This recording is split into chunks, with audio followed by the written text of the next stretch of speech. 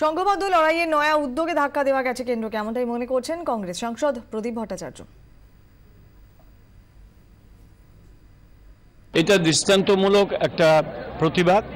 এইরকম ধরনের প্রতিবাদ ইতিপূর্বে পার্লামেন্ট হাউসে বা পার্লামেন্ট চত্বরে আগে কখনো হয়েছে বলে আমার জানা নেই।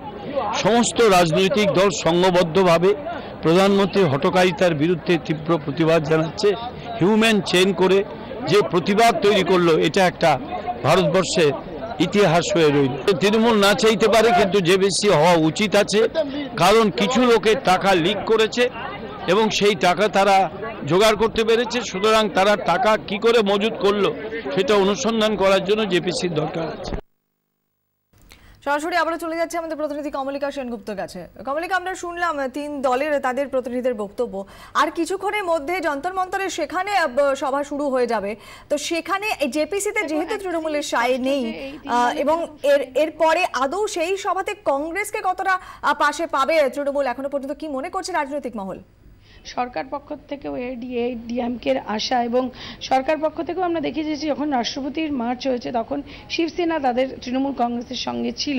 সব মিলিয়ে সরকার বিরোধী একটা যে জোট, সেই জোটের উপরেই কিন্তু সার্বিকভাবে জোর দেওয়া হবে এরপর থেকে। এবং এটা অবশ্যই যারা সিনিয়র সাংসদ তারা প্রত্যেকেই বলছে যে এটা একটা নজিরবিহীন ঘটনা, এবং সত্যি আমরা বাইরে দেখেছি কোনো একটি রাজনৈতিক দল মানববন্ধন করেছে, কিন্তু এরকমভাবে সমস্ত সাংসদরা একসঙ্গে দাঁড়িয়ে পার্লামেন্টের মধ্যে এরকমভাবে মানববন্ধন করা এবং অত্যন্ত সুশৃঙ্খলভাবে, সেটা কিন্তু দৃষ্টান্তমূলক। আর এই দৃষ্টান্ত দিয়েই এইভাবেই, যেরকম আমরা জানি যে অলরেডি লোকসভা মুলতুবি হয়ে গেছে এবং আজকে প্রধানমন্ত্রী আসা সত্ত্বেও সেখানে মুলতুবি হয়ে গেছে, এই গোটা জিনিসটা নিয়ে কদিন প্রধানমন্ত্রী কিন্তু আসেননি, আজকে প্রধানমন্ত্রী এসেছেন।